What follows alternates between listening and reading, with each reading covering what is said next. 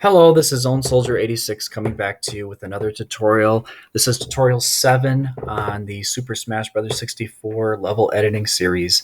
And I just wanted to take a second, now that we've created two different textures and got them ready to be put into the modeling software, I wanted to take a second and talk a little bit about philosophy behind your texture editing.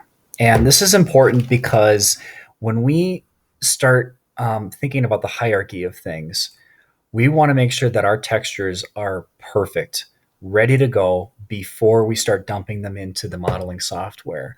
It's going to save you a heck of a lot of time to have those textures really clean and pretty up front versus doing all this work, getting the models done, and then going and then putting it in the game and realizing later, oh, I didn't like that and I should change this texture. It's a lot of work to have to go back and fix later. So we're going to spend a lot of time just going over the textures themselves.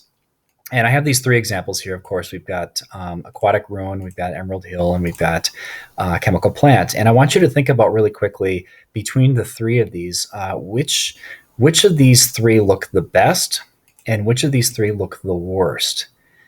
And I'll give you my opinions right away. I think that the chemical plant probably looks the best because of the contrast of the play area versus the contrast of the background.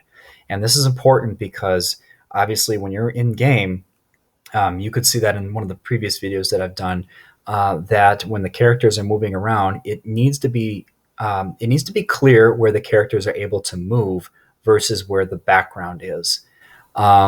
That's going to be the most important factor when you're creating your levels, to make sure that it's easy for the players to be able to see the play area. This one's great. It's got awesome contrast. We've got the grays and stuff against the yellow, red background. We got the blue on this kind of like, I don't know, pipe or something like that. And then the bright yellow. And yeah, there's some yellow in the background, but it's kind of muted compared to the bright yellow of the walkway here for the characters to walk on. And then these blocks, of course, are nice bright yellow as well. So it's pretty easy to tell where the characters can jump and move around. Moving on to Emerald Hill, not too bad. The green is very bright and vibrant, where the characters are able to walk and move. Of course, that contrasts with the orange walls very, very well. And then if you consider this in game, these platforms tend to be up in the blue area of the sky and the sea in the background anyway. So the contrasts very well, and it should be easy for the players to be able to see where they can go. Now we go to Aquatic Ruin, and I'm not very convinced about how this is going to look when we make this game final.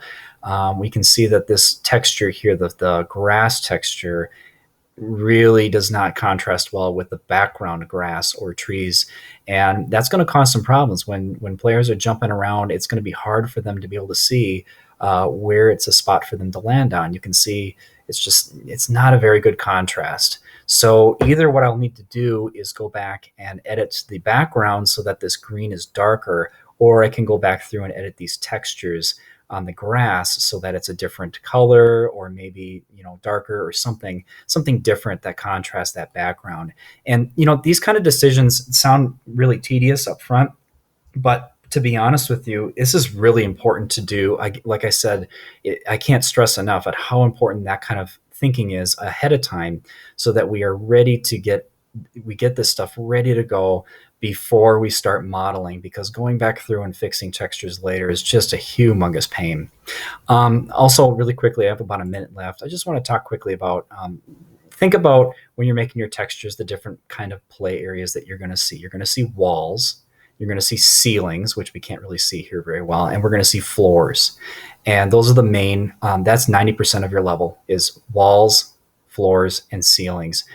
Ceilings are not as important as walls and floors, because obviously we see this at a higher angle, but you still want to have some ceiling textures as well, because sometimes you'll pause and look up, and if you see nothing there, it's going to remove the remove the experience. So make sure you keep that all in mind. You're going to want to have different wall textures than what you use for the floor. Don't make that all the same texture, because it just looks boring. That's a little bit of philosophy behind that, and hopefully that helps you design your textures a little bit better.